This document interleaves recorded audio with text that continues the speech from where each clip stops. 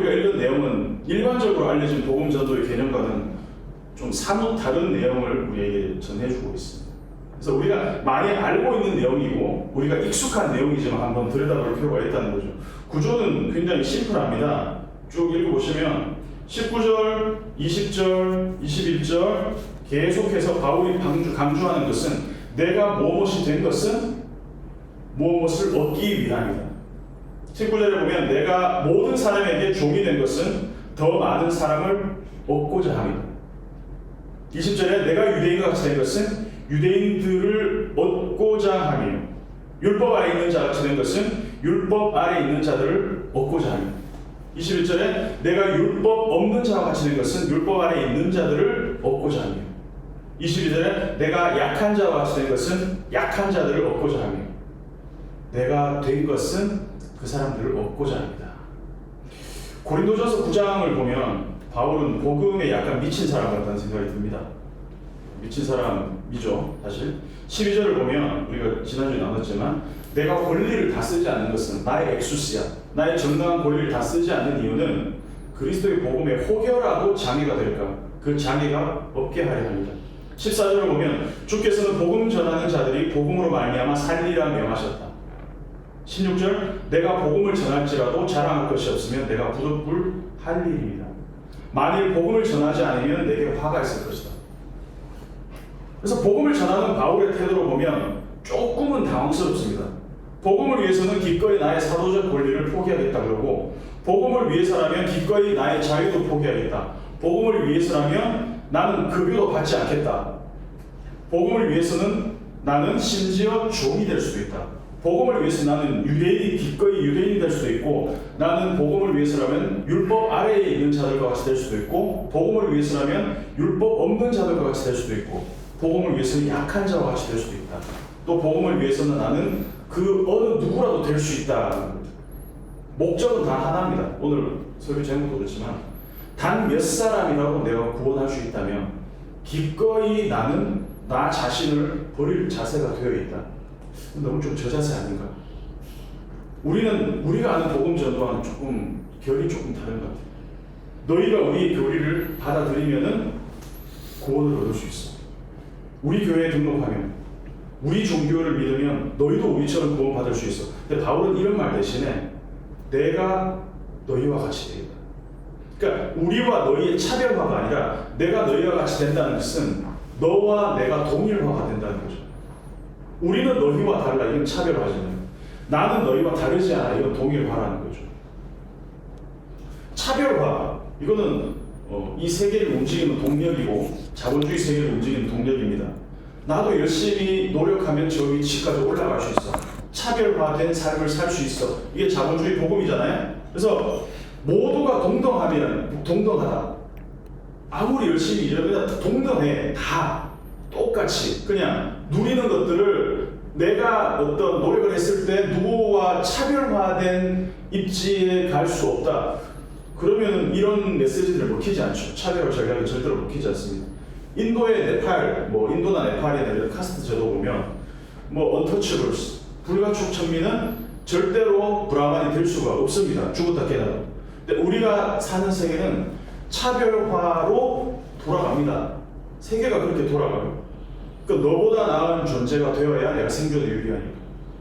그래서 종신토록 땀 흘려서 수고합니다. 왜? 남보다 나은 존재가 되기 위해서. 차별화된 존재가 되기 위해서.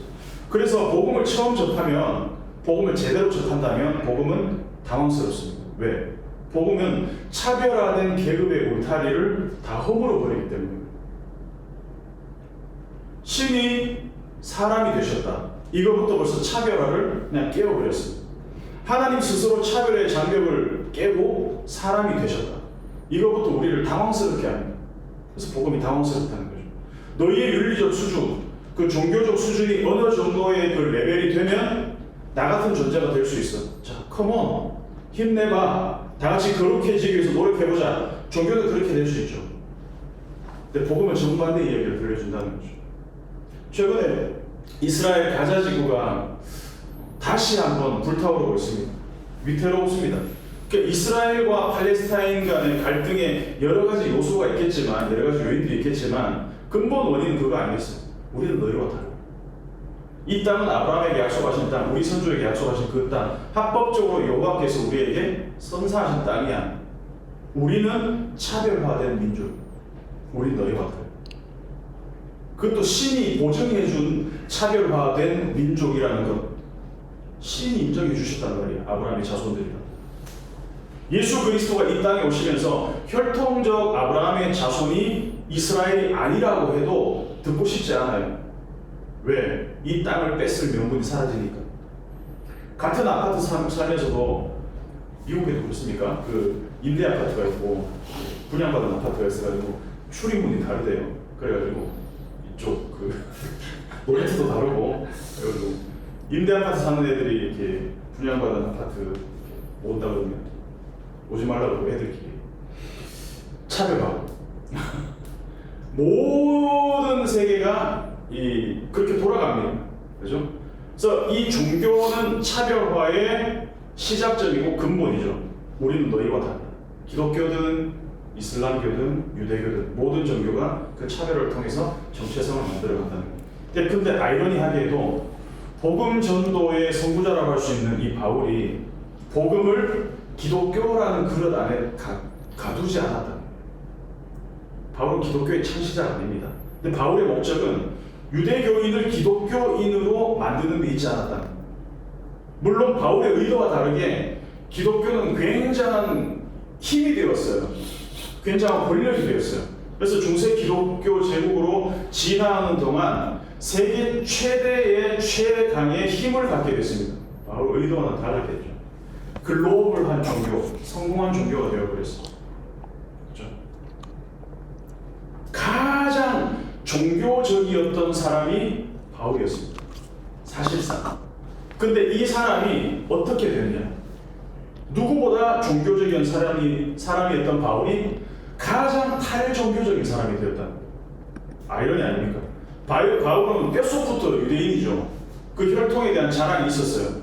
베냐민 집하고 난지 8일 만에 할례를 받았고 가말리엘 문화에서 아주 뛰어난 토라에 능통하고 언어도 몇 가지 언어를 멀티 랭귀지를 하는 아주 뛰어난 사람이었습니다. 회당 예배에 익숙한 사람입니다. 예수를 만나기 전까지는 바울은 누구보다 이 유대교적인 배경에서 그 안에 광적으로 몰입된 사람이었다는 거죠. 다시 말해서 옳고 그름에 굉장히 특화된 그거에 굉장히 스스로가 자랑하고 있는 나는 옳은 종교 안에 옳은 도그마 안에 있다라는 것을 굉장히 자랑하는 사람이었습니다. 유대교에 반하는 어떤 유대교적인 그 토라에 반하는 나사렛이라는 그 이단 그 사람을 따르는 사람들을 잡아 죽이고 혈안이 된 사람이었어요. 충분히 이해할 수 있습니다. 그 유대교적 교리에 반하는 그 토라에 반하는 나사렛 이단들을 잡아 죽이는 것을 내 시대적 사명, 나의 온전한 소명으로 삼고 살았던 사람이 한마디로 가장 종교적인 사람이 바울이었다는 거죠. 근데 그 바울이 예수를 만나고 나서 그 울타리가 무너졌다는 거예요. 그래서 바울은 유대교에서 기독교로 개종을 한 것이 아니라 종교로 덧입혀진 자아를 허물어 버렸다는 거예요. 누구를 만나고? 예수를. 바울이 그렇게 지키고 싶어하고 자랑스러워했던 것, 토라, 할례, 성전, 회당, 그 모든 것들, 시민권, 종교적 스펙들, 내가 만들고 지키던 세계에 살다가 예수를 만난 다음에 눈이 멀어버렸다는 거예요. 그 세계를 보던 눈이 멀어버리고 그 비늘이 벗겨지고 다시 눈을 떴을 때는 완전히 다른 세계가 눈앞에 펼쳐졌다는 거예요. 완전히 다른 세계. 무릇 표면적 유대인이 아니고 표면적 육신의 할례가 할례는 어디에? 이면적 유대인이고 할례는 마음의 안식. 영에 있고 율법 조문에 있지 않아요. 그 칭찬이 사람에게서가 아니요 다만 하나님에게서. 로마서 2장 28절 29절 말씀입니다. 자, 바울이 유대교의 울타리를 벗어났다고 해서 탈종교화 되었다고 해서 야 이제 유대교 믿는 저 유대교 뿌리에 있는 유대인들 핍박하고 뭐 반대로 스탠스가 달라졌다고 해서 그 사람들을 또 반대로 유대인들을 또 이렇게 경멸하고 혐오했을까요? 그게 아니라는 거예요. 할례를 무시했나? 회당을 경멸했나? 성전을 부정했나? 그게 아니에요. 여전히 바울은 자기 자신의 종교적 허물이 벗어졌으면, 그 장벽이 무너졌음에도 불구하고 유대인들을 사랑했고 토라를 사랑했고 율법을 지키려고 애를 썼다. 20절 같이 한번 읽어보겠습니다. 20절 시작. 유대인들에게 내가 유대인과 같이 된 것은 유대인들을 얻고자 하며 율법 아래 있는 자들에게 내가 율법 아래 있는 자가 아니라 율법 아래 있는 자가 같이 된 것은 율법 아래 있는 자를 얻고자 하며. 아이고 유대인들아, 예수를 만나고 나니까 아이고 저 답답한 것들, 니네는 아직도 율법에 매여서 살고 있냐? 예수 그리스도의 복음 안에서 좀 자유해라 이 바보들아. 바보들아 이렇게 얘기는 하진 않았겠지만, 예, 이렇게 말하지 않았다는 거예요. 왜 그래요? 유대인 한 사람이라도 더 구원하기 위해서. 바울은 이방인들에게 주로 복음을 전했지만 사실 그거는 자기의 의지와 상관없이 이렇게 떠밀려서 간 거지, 사실은 더 유대인들한테 집착했던 사람입니다. 항상 유대인들에 대한 안타까움이 있는 사람이었어요. 할 수만 있다면 어디를 가더라도 회당부터 찾았어요. 회당에서 먼저 설교했어요. 사람들이 싫어하는 걸 알면서도 예수와 십자가를, 그 회당, 유대인들이 드글드글하는 그 회당에서 예수와 십자가를 전했다는 거예요. 그들에게 조금이라도 복음이 설득력을 갖기 위해서 바울은 기꺼이 율법을 지키고 기꺼이 유대인이 되고 기꺼이 그 율법 아래 있는 자가 되기로 했다는 거예요. 율법에 얽매이진 않았어요. 율법 아래에 매여 있는 사람들을 위해서 기꺼이 율법 아래 있는 자가 되었습니다. 그래서 앞에서 본 우상의 제물을 먹는 문제 있잖아요. 먹느냐 마느냐 하는 문제에 있어서도 바울은 양심의 자유에 따라서 먹어도 된다는 입장이면서도 혹시 그것 때문에 실종하는 사람이 있을까봐 우상의 제물로 쓰인 고기는 먹지 않겠다는 스탠스를 취한다는 이유는 하나입니다. 복음의 장애가 없게 하려고. 지난번에도 나눴지만 제가 몇 년 전, 지금 넥타이를 안 메고 있는데 몇 년 전에 교회에서 부목사로 있으면서 청년부 설교하다가 넥타이 한 번 안 메고 올라갔습니다. 그랬더니 어떤 장로님이 이제 목사님 고자질 했죠. 불려가지고 굉장히 비개혁적인 어떤 그런 표정으로 혼냈어요. 그래서 제 장로님은 어떻게 했습니까? 제 성격 싸웠죠. 지금 같으면 그냥 메고 올라갈 것 같아요. 그게 뭐 중요하다고, 그죠? 그게 뭐 중요하다고. 혹시라도 성도들 중에 왜 넥타이 몇 개 뭐 그 문제가 그게 본질이 아니라 할지라도 한 사람이라도 그게 실종하게 된다면, 복음의 장애가 된다면 매 이유가 없다는 거죠. 율법 없는 자들에게도 마찬가지입니다. 토라 바깥에 있는 사람들에게도 바울은 똑같았다는 거죠. 율법을 누구보다 잘하는 바울이었지만 율법을 모르거나 그 토라 바깥에 있는 사람들을 얻기 위해서 바울은 기꺼이 율법 없는 자와 같이 내가 되었다. 기념합니다. 21절 같이 한번 읽어보겠습니다. 21절 시작.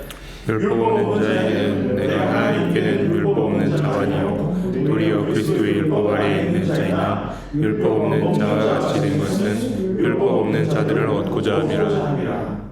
자, 유대인이 고린도나 아테네 같은 그 헬레니즘 문화, 헬라 문화권에 와서 복음 전하려면 문화적 장벽을 극복하는 게 쉬운 일은 아니에요.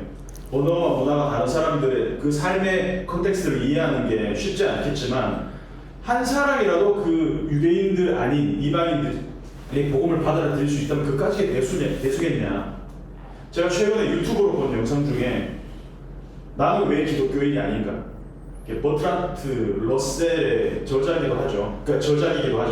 그 제목을 가지고 이제 그 유튜브 콘텐츠를 만들었는데, 거기서 무신론자 조금 유명한 인플루언서나 아니면 뭐 이렇게 방송인들을 불러가지고 패널로 초대해서 왜 내가 무신론자인가, 왜 내가 기독교인이 아닌가에 대한, 왜 내가 교회를 다니지 않는가에 대한 그 입장들을 들어보는 그런 채널이에요.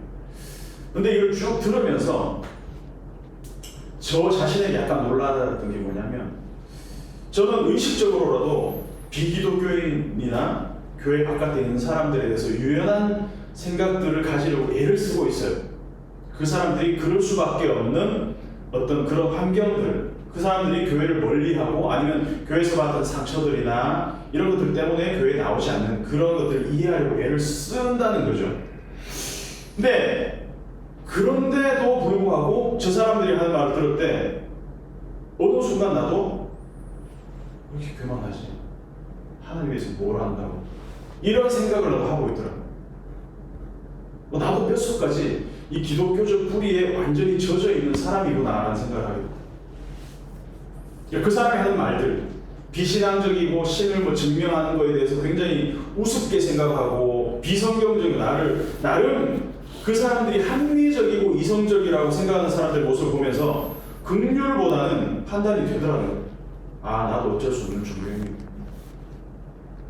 어릴 때 교회에서 상처받고 목사님들의 말과 행동에 이중성에 상처받아서 교회를 안 나가고 오래 쉬고 이런 사람들 나름대로의 이유가 있겠죠. 나름대로 이유가 있겠죠. 우리는 그 사람들의 삶의 맥락들을 다 이해를 할 수는 없어요. 알 수 없는 이유로 교회를 떠났고 쉬고 있고 가난한 성도가 되었고 알 수 없는 이유로 복음을 멀리 했는 사람들일 수도 있지만 근데 반대로 생각해보면 이해하지 못하는 이유, 알 수 없는 어떤 또 다른 이유로 복음을 받아들일 수도 있잖아요. 내 의지와 상관없이. 그래서 함부로 누군가의 생각과 누군가의 판단을 쉽게 재단해서는 안 된다는 생각이 좀 들었습니다. 우리도 우리의 노력과 탐구의 결과로 이게 맞는 거구나 라고 합리적으로 설득이 되어서 이 자리에 있는 사람 없잖아요. 그러면 그렇게 될 수도 없습니다. 그렇지 않습니다. 우리 모두 어쩌다 보니 은혜의 그 물결에 휩쓸려서 여기까지 앉아있는 거 아니겠습니까? 여기 모이는 만약에 누군가가 교회에서 이상한 모습을 보이고 어릴 때 그것 때문에 상처를 겪고 복음 전도를 목적으로 빈정상하는 말을 하고 그런 말을 우리가 마음에 어떤 그런 좀 상처가 생겼다면 어쩌면 우리 중에 누구라도 교회를 혐오하고 기독교에 대해서 적대적인 그런 입장을 취하는 사람이 있을 수 있겠죠. 충분히 그럴 수 있다는 것이죠. 아무도 모릅니다. 그냥 저는 여기 이 자리에 함께 모여서 예배하고 있는 것 자체가 은혜고 기적이라는 생각밖에 안 됩니다. 22절 한번 다시 읽어보겠습니다. 22절 시작. 약한 자들에게 내가 약한 자와 같이 된 것은 약한 자들을 얻고자 하며 내가 여러 사람에게 여러 모습이 된 것은 아무쪼록 몇 사람이라도 구원하고자 함이니. 그래서 오늘 제목을 아무쪼록 몇 사람이라도 구원하고자 함이니 제목을 좀 정해봤습니다. 23절에 보면 내가 복음을 위하여 모든 것을 행하면 복음의 참여자가 되고자 합니다. 이렇게 말하고 있습니다. 그러니까 우리가 복음을 열심히 전해서 전한 결과로 하나님의 나라가 완성되는 것이 아니라 이미 완성된 하나님의 나라의 복음의 한 조각, 참여자가 된다는 것은 우리를 한 퍼즐로 하나님이 초대하셨다는 거죠. 그 퍼즐의 조각으로 부르셨다. 그리고 이미 복음은 예수 그리스도에서 완성이 되었다. 그럼에도 불구하고 이미 완성된 그 복음의 소식을 모르는 세대와 모르는 시대마다 그 나라마다 복음의 참여자들, 함께 그 복음에 참여하는 사람들, 수인 코이노노스, 수인은 함께잖아요. 함께 이 코이노노스, 함께 참여하는 사람, 동업자가 필요해서 하나님을 불러주셨다는 거예요. 누가복음 5장 10절을 보면 세베대의 아들로서 시몬의 동업자인 야고보, 요한 이렇게 나옵니다. 수인 코이노노스가 이런 동업자로 표현하기도 하고 동료, 참여하는 자. 누군가와 운명 공동체에 함께 한다면 그것은 영광에도 참여하는 거지만 고난도 함께 참여하는 거 아니겠습니까? 어릴 때 부모님들이 힘들게 살면 자녀도 힘들게 살아요. 왜? 묶여 있으니까. 생명으로 묶여 있으니까. 생명으로 묶인 운명 공동체이기 때문에 고난도 함께 나눈다는 것이죠. 그래서 주님도 우리를 은혜의 그 틈바구니 안에 우리를 불러 넣어 주셨을 때는 우리 인생의 고달픔을 예수 그리스도께서 몸으로 고스란히 체험하기 위해서 사람이 되셔야 했다는 겁니다. 그러니까 하나님이 사람이 되신 것 자체로 사람들이 겪는 그 아픔과 고난을 함께하는 참여자가 되셨다. 주님이 먼저 거기에 참여자가 되셨다. 그러니까 예수님께서 인간 세계를 저 멀리서 보고 타자로서 그냥 평가하고 심판하는 멀리 있는 존재가 아니라 그 세계에 자기 몸을 던져서 인간의 고난을 몸으로 체험하는 참여자가 되셨다. 그래서 그분의 말씀이 설득력이 있는 거예요. 누군가의 말이 설득력이 있으려면 그 자리에 함께 참여하는 사람이 되어야 된다는 것이죠.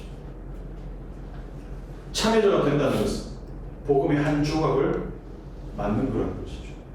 근데 교회가 이 정체성을 잃어버리면 내가 복음의 참여자가 되고 그리고 그 조각을 담당하는 것에서 넘어가서 주체자가 되고 싶어하는 거예요. 그리스도의 복음에 교회가 참여하는 것이 아니라 주체가 되려고 할 때마다 교회는 그 통제권을 예수 그리스도께 하나님께 내어드리지 못하고 스스로가 통제권을 가지려고 해요. 말하자면 교회가 하나님의 경영권을 찬탈하려는 시도를 한다는 거죠.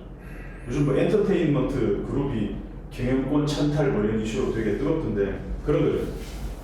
주님, 우리 교회의 사람들과 돈을 투자해 주시면 그걸로 주님 비즈니스 잘 해보겠습니다. 이거 비즈니스죠. 우리가 통제권을 갖겠다는 겁니다. 근데 교회가 스스로 통제권을 가지고 그 권한이 커지고 재정과 사람들이 많이 모이기 시작하면 그걸로 장난하기 시작한다는 것이죠. 그래서 교회는 절대로 복음의 주체자나 주관자가 될 수가 없다. 복음은 주님의 비즈니스다. 복음은 전적으로 주님의 일이다. 그래서 교회는 철저하게 참여자가 되어서 그 조각이 될 뿐이다라는 것이죠. 참여하는 기쁨을 함께 누리는 것이지 통제권을 쥐고 흔드는 순간 교회에서 하나님이 쉽게 사라집니다. 우리는 눈치채지 못할 수도 있겠지만 만약에 어떤 교회가 선교사를 파송해 놓고 선교회를 통제하는 어떤 담임 목사가 그것을 쥐락펴락하고 통제하는 순간에 복음의 참여자가 아니라 통제자가 되어버릴 수 있다는 것이죠. 바울이 아시아를 넘어서 유럽으로 선교지를 확장해 나갔잖아요. 그때 자기 세력을 심어놓고 뭐 아시아에 마게도니아에 이렇게 아테네 고린도에 자기 세력을 심어놓고 그러면서 그 선교센터 장하면서 뒤에서 이렇게 조장하고 그러지 않았습니다. 어느 정도 자립할 수 있는 시기가 되면 여지없이 다른 지역으로 떠났습니다. 왜 그렇습니까? 바울 스스로 복음의 참여자가 되는 것으로 만족했기 때문이라는 거죠. 그래서 항상 최전선에서 맨날 매 맞고 정처 없이 떠다니고 곤장 맞고 뭐 굶고 선교비도 스스로 벌어가면서 그렇게 사역을 했다는 것이죠. 바울은 24절부터 26절까지 달리기 선수하고 복싱 선수의 예를 들어서 복음의 참여자들을 응원합니다. 올림픽에 국가대표로 나가는 선수는 자기 인생을 겁니다. 그죠? 그래서 뭐 대충 뭐 해외여행 갔다가 와야지 이러고 가는 사람은 없다는 거예요. 메달 따도 그만 못 따도 그만 이런 사람은 없어요. 자기 인생을 전부를 걸고 뜁니다. 올림픽에서 출전해서 달리기를 하는데 막 아무 데나 막 달려요. 그냥 이렇게 혼자 달려 열심히 달려요. 어떻게 되겠습니까? 복싱 선수가 정확하게 공격할 상대방 대신에 막 허공에 헛 그냥 주먹질 막 해요. 어떻게 되겠습니까? 달리기와 복싱의 비유는 복음을 전하는 것이 정확한 방향 설정과 분석이 없으면 실패할 수밖에 없다는 이야기를 하고 있다는 거죠. 그리고 나서 절제를 이야기합니다. 25절에 절제라는 표현에 신학에 딱 두 번 쓰이는데 고린도전서에서 써 있습니다. 한 번은 앞에 7장 9절에서 절제할 수 없으면 결혼하라. 또 한 번에 오늘 본문 달리기 선수가 결과를 얻기 위해 절제하는 것. 통제와 절제를 우리가 좀 구분할 필요가 있다는 겁니다. 지난번에 우리 나눴잖아요. 통제권을 하나님께 드리는 것이 믿음이다. 통제권 하나님께 드리는 것이. 근데 어렵지만 그게 가장 중요해요. 근데 정작 통제해야 될 유일한 대상인데 그게 바로 자기 자신이라는 거예요. 자기 자신을 절제하는 셀프 컨트롤. 절제.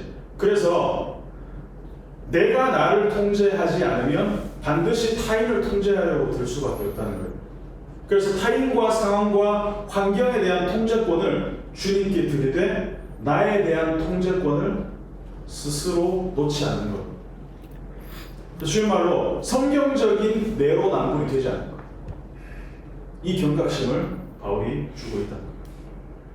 나 자신에게는 절제하되 타인이나 상황과 환경, 나아가서는 하나님을 통제하려고 하지 않는 것. 그 통제권은 온전히 내어드린다는 것. 근데 정확하게 이걸 딱 거꾸로 하면 정치인들이 말하는 그런 내로남불이 될 수도 있다는 것이죠. 결론입니다. 우리 일상교회가 가야 될 방향성을 오늘 말씀 안에서 좀 찾았으면 좋겠는데, 우리가 누군가에게 복음을 전한다, 누군가에게 복음 전도를 한다, 종교나 신앙을 강요하거나 나의 포지션으로 끌어오려는 애씀 대신에 기꺼이 그들의 삶의 맥락 안으로 들어가서 그들과 같이 되는 것, 성육신의 자세를 취하는 것, 바울이 그 얘기를 하고 있습니다. 그래서 우리는 복음을 무기로 사용해서는 안 된다. 복음의 참여자가 되고, 나는 구원받았어, 어떻게 구원받았는지 알려줄까?